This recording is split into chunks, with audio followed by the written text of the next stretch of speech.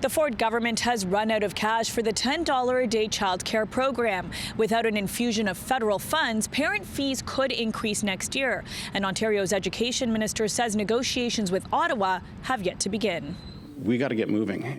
Ontario's childcare agreement with Ottawa expires March 31st, and Paul Calandra says the province will not be ponying up its own cash to fund the federal program. We're hoping to meet with the federal minister as quickly as possible, frankly. We have to start telling families what April 1st is going to look like. Ontario is facing a $2 billion shortfall after spending the federal government's 5-year funding over 4 years, according to an investigation by Ontario's Auditor General. Look, Ontario is just a more costly place, right? There are higher rents, staff are paid more. It is just a more expensive jurisdiction. The same investigation found the government has created less than half the spaces it had promised. I think some of the problems that we're facing with Seawell is the rigidity of the program. Private childcare operators echo that sentiment and tell us the federal program's parameters make it difficult to create spaces. I've got multiple locations that I could open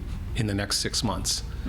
We aren't able to do that within this program. The program prioritizes not-for-profit childcare centres to ensure a high-quality and equitable system, limiting the number of private operators that can open their doors. That's just a principle that, as a private operator, we don't agree with. We are heavily regulated, and that's why you're continuing to see these massive wait lists. Ontario is also working on a centralized waitlist system to help families find spots, but it won't be ready until 2029. I'm not comfortable with that. We've got to move very quickly. We should do better, and where we failed, I'll make sure that we do better. We reached out to the Federal Ministry of Jobs and Families in charge of the program. In a statement, their office tells us that Ontario has been given $10 billion in federal transfers so far, but they gave us no indication on when negotiations on a new agreement would begin.